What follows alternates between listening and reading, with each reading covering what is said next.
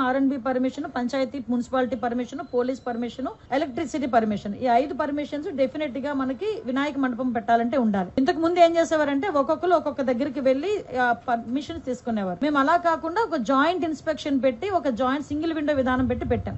అయితే ఆ రోజు ఏం చేశారంటే ఇదే జీవోని నాకు డిపార్ట్మెంట్ వాళ్ళు తీసుకొచ్చి ఇచ్చారు.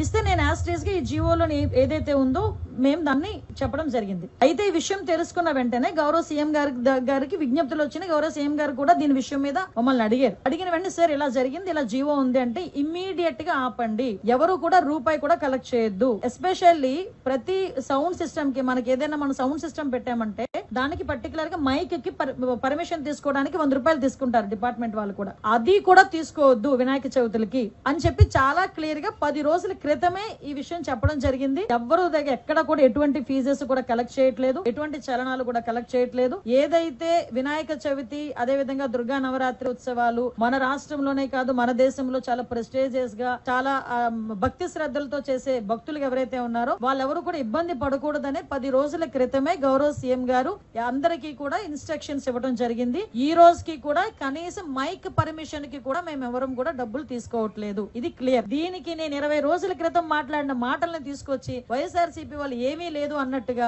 ఈ రోజు కావాలని దాన్ని ట్రోల్ చేసే పరిస్థితి చూస్తా ఉంటే వాళ్ళ తాలూకా తెలివి తక్కువతనం, అదే విధంగా వాళ్ళు బురద జల్లే కార్యక్రమాల్లో వాళ్ళకి టైము సిచ్యువేషన్ అలాంటివి ఏం అవసరం లేదన్న సంగతి కూడా చాలా క్లియర్ గా అర్థమవుతుంది. ఇది క్లియర్ గా ప్రజలందరికీ కూడా అర్థం కావాలి కాబట్టి చెప్తున్నా. ఇది ఆల్రెడీ 2022లో ఇచ్చిన జీవో. ఆ రోజు ఆ జీవోని కూడా పక్కన పెట్టి ఎట్టి పరిస్థితుల్లో ఎవరికి కూడా అది కలెక్ట్ చేయొద్దు అని చెప్పారు. ఎవరు కూడా అక్కడ కలెక్ట్ చేయట్లేదు. ప్రతి ఒక్క చోట కూడా వినాయక ఉత్సవాలు అంగరంగ వైభవంగా జరుగుతున్నాయి. ప్రజలు ఎవరు కూడా ఇబ్బంది